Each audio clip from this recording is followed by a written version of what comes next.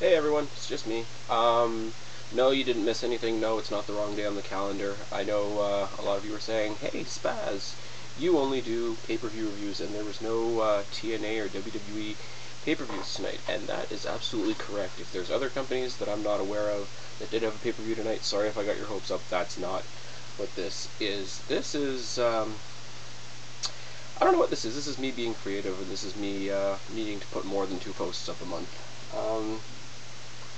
Okay, so, for all the talk of that everybody else does between WWE and TNA, and which one's better, TNA's better, WWE's better, WWE's bigger, TNA's got better wrestlers, etc., etc., etc., most of us, and I think I'm pretty safe in saying this, to some degree, most of us are still fans of both, unless you're really, really stalwart towards TNA, which nobody would really blame you for, unless you're a really good big hanger-on to WWE like I am.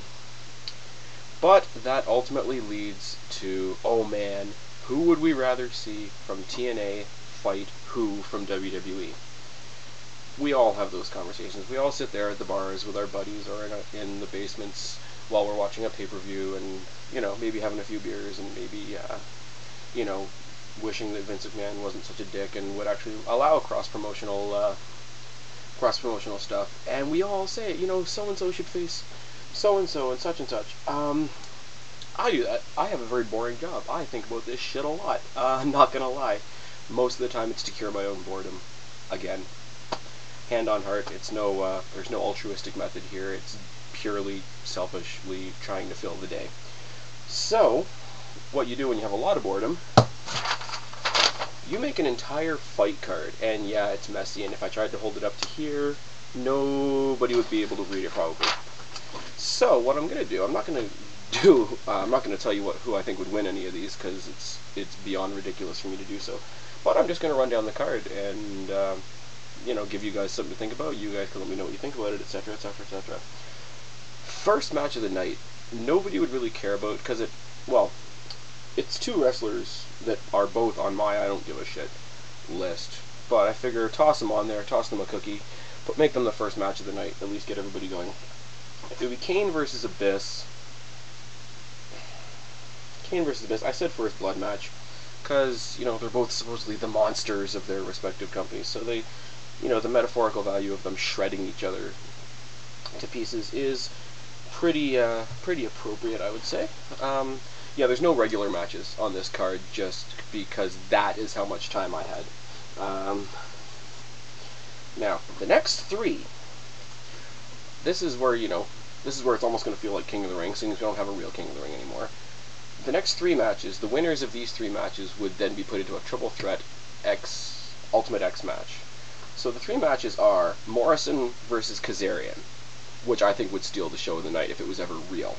Rey Mysterio versus AJ Styles, and Amazing Red versus Evan Bourne.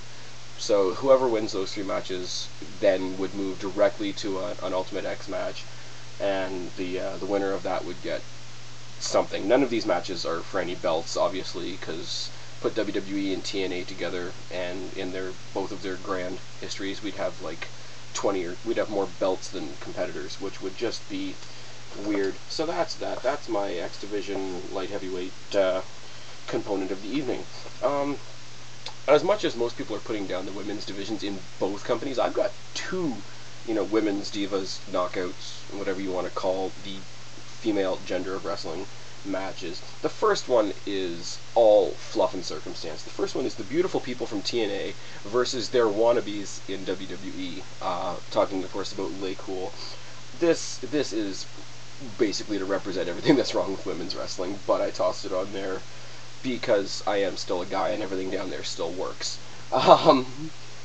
So I knew I had to make the other match an actual women's match, so I got the 2 toughest people I could think of that are currently there, and that being ODB. Oh, the Beautiful People Lay Cool match is going to be a tornado tag, so, you know, Earl Hebner or somebody can have a lot of fun with that. The next one would be ODB versus Beth Phoenix in a no DQ match. I wouldn't want to be the referee. I would bring in, I don't know, Ken Shamrock or somebody to referee that. Every pay-per-view needs a piss break, so I tossed in Big Show versus Matt Morgan in an over-the-top rope challenge. Whoever won would probably do it really quickly. We'd come back from our pee break and move on. The next match is two guys from WWE, and one of them's not with us anymore, which is sad. So I might get a lot of heat for this. Some people might find it distasteful, but my next match is a submission match between Daniel Bryan and Chris Benoit. Yeah, you know, people say what they want to say about Benoit. People say what they want to say about Daniel Bryan being brand spanking new to the WWE, but not new to wrestling. And he's very controversial right now. Benoit was controversial a couple years ago. Figured, you know, they're both awesome wrestlers. Let them have a Survivor Series match and let the naysayers say whatever the hell they want to say. Now we get into the main event, the big names of my card. It's already happened at WrestleMania, but I definitely want to see it in an Iron Man match. Kurt Angle versus Shawn Michaels. It was a great match. I want to see it again, and now with Angle on TNA, I have an excuse to say it. My pre-main event. Now, whether you... I don't know what I want to say about this, because I think this along with my Morrison and Kaz match towards the beginning of the night would be the show stealers of the night. This is an 8-man, 2 teams of 4 TLC match. Hardy Boys, Matt and Jeff. We're going to pretend that Jeff's still in the WWE for this. Matt and Jeff, and Edge and Christian versus Generation Me and the Motor City Machine Guns. Now, am I saying this because I think it would be an absolutely stupendous clusterfuck of a match? Absolutely. I'm also saying it because the rivalry that they're, you know, doing with Generation Me and Motor City Machine Guns right now reminds me a lot of the good old days of good tag team wrestling in WWE when Edge, Christian, and the Hardys all kind of came out together. So, so there'd be a little bit of nostalgia there. There'd be a little bit of, you know, how they made their name, and there'd be a little bit of introducing these 2 new teams that are trying to follow in the same directions. But 2 teams of 4 in a TLC match, and especially those 4, would be amazing. Now, wrestling is not always about who puts on the best show. We know this. We all know this, and we all kind of buy into it in one way or another. I don't think my main event would be the best match of the night. I think it has the most marquee value. I think it has, again, a little bit of nostalgia, because people could have made this comparison, and people like me did make this comparison back when WCW was still around. My main event of the night, Undertaker versus Sting. Are they both past their prime? Absolutely. Can they still do it in the ring as good as they used to? No, but they can still put on a good show, and it's the one match throughout the years that, you know, Undertaker is the staple WWE guy. Sting was the staple WCW guy, and now he's not a staple in TNA, but he still carries that marquee with him. So that's my card.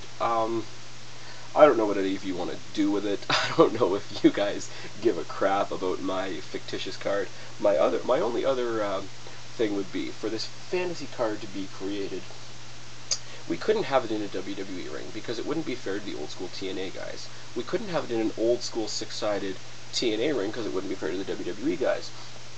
So here you go, and here's for all you architects, all you artists out there. Somebody out there construct me a 5-sided ring. A pentagon ring. Anybody wants to get back to me on that, go for it. I lick my lips at the possibilities that would create, because it would screw everybody up, but it would screw everybody up equally. And yeah, so that's my card. I've got a good 5 minutes left. I'm gonna send a couple shoutouts to my fellow YouTubers, my fellow wrestling enthusiasts. Both the people I'm about to mention can be seen in my little list of subscribers there, because I'm lucky enough to have them both subscribed to me. The first one is Spyra. Spyra I've never met in person. Spyra I'm not lucky enough to call a personal friend. I believe I originally stumbled across her on Facebook. She's a very talented up-and-coming women's wrestler. And like I say, everything works down there. She's bloody gorgeous too. But she's very good at what she does, from what I can see. Unfortunately, I can't see very much of it. But I will say any female that can take a Dreamer driver from Tommy Dreamer, which I wouldn't even do, gets a bit of my respect. Anyway, and she's, from the conversations she and I, she's also delightful, and she has just today went out of her way on Facebook to make this channel more known, because I'm relatively new. I've posted, before this, maybe 7 vids. So, and in my immediate social circle of friends, there aren't a lot of wrestling fans, so I'm not going to say, hey, you guys aren't wrestling fans, but subscribe to me anyway, watch my videos anyway, make me feel important. So getting the word out about this channel, with it being relatively new, has not been easy. But she, in her own wrestling venues, through the various mediums that we communicate on, she's put the word out about me, and I already know I've come out with at least 2 or 3 new subscribers today alone. So Spyra, I love you for it. You're a great person to do it.